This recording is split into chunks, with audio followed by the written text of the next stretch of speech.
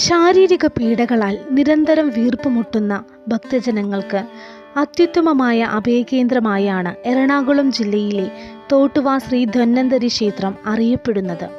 എല്ലാവിധത്തിലും തീരാവ്യാധിയിൽ നിന്നും മോചനം ലഭിക്കുന്നതിന് തോട്ടുവായിലെ ധന്വന്തരി പ്രസാദം ഉപകരിക്കുന്നു.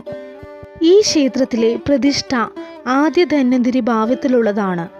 5 അടിയിൽ കൂടുതൽ ഉയരമുള്ള ശ്രീ ധന്വന്തരി വിഗ്രഹത്തിൻ്റെ മുകളിലത്തെ വലതു കൈയിൽ ചക്രവും ഇടതു കൈയിൽ ശംഖും താഴത്തെ വലതു കൈയിൽ അമരത്വവും ആരോഗ്യവും പ്രദാനം ചെയ്യുന്ന അമൃതകുംഭവും ഇടതു കൈയിൽ സർവ്വരോഗ സംഹാരിയായ ജാളുകവും വഹിച്ചിരിക്കുന്നു.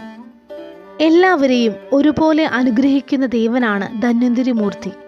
ദേവന്മാരും അസുരന്മാരും നിത്യയൗവനത്തിനായി അമൃതം ലഭിക്കുവാനായി ആദ്യകാലത്ത് ക്ഷീരസാഗരത്തെ മഥനം ചെയ്തു. മേരുപർവ്വതത്തെ മത്താക്കി മഹാവിഷ്ണുവിനെ കൂർമ്മപീഠമാക്കി വാസുകി എന്ന സർപ്പത്തെ കയറാക്കി ദേവന്മാർ ഒരു തലയ്ക്കും അസുരന്മാർ മറുതലയ്ക്കും പിടിച്ച് വർഷങ്ങൾ മഥനം ചെയ്തു. അങ്ങനെ കടഞ്ഞപ്പോൾ പല വിചിത്ര വസ്തുക്കൾ ഉത്ഭവിച്ചു.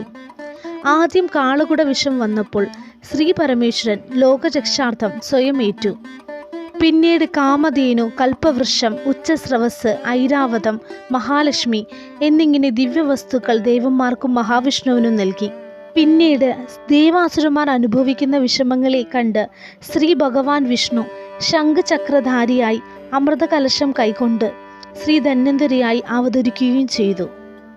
രോഗമുക്തിക്കും ഭഗവത് പ്രീതിക്കും ശ്രീ ധന്വന്തരമൂർത്തിക്ക് പ്രധാന വഴിപാടായി പഴം, പഞ്ചസാര, വെണ്ണ നിവേദ്യം രോഗശമനത്തിനും ഭഗവത് പ്രീതിക്കുമായി നടത്തിവരുന്നു.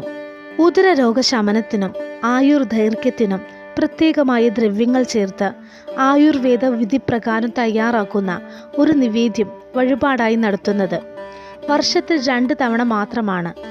മകരമാസത്തിലെയും കർക്കിടക മാസത്തിലെയും തിരുവോണ നാളിൽ ശ്വാസതടസ്സ രോഗത്തിൽ നിന്നും മുക്തി നേടാൻ, വലിവ്, ആസ്മ, ശ്വാസമുട്ട് എന്നീ ബുദ്ധിമുട്ടുകൾക്ക് പാളയും കയറും സമർപ്പിക്കുന്ന വഴിപാടുകൾ കയർ കൊണ്ടുള്ള തുലാഭാരവും പ്രധാനമാണ്.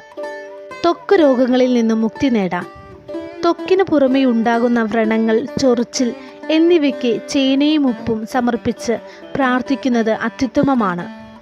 സന്താനലബ്ധിക്ക് ചോറൂണ് വഴിപാട് സന്താനലബ്ധിക്കും സന്താനങ്ങളുടെ ആയുരാരോഗ്യത്തിനും വേണ്ടി മാതാപിതാക്കളും ബന്ധുമിത്രാദികളും ക്ഷേത്രത്തിൽ വന്ന് പ്രാർത്ഥിച്ച് നിവേദ്യച്ചോറ് പ്രസാദമായി കുട്ടിക്ക് നൽകാമെന്ന് നേരുകയും കുട്ടി ഉണ്ടായതിനു ശേഷം ഈ വഴിപാട് നടത്തുകയും ചെയ്യാറുണ്ട്.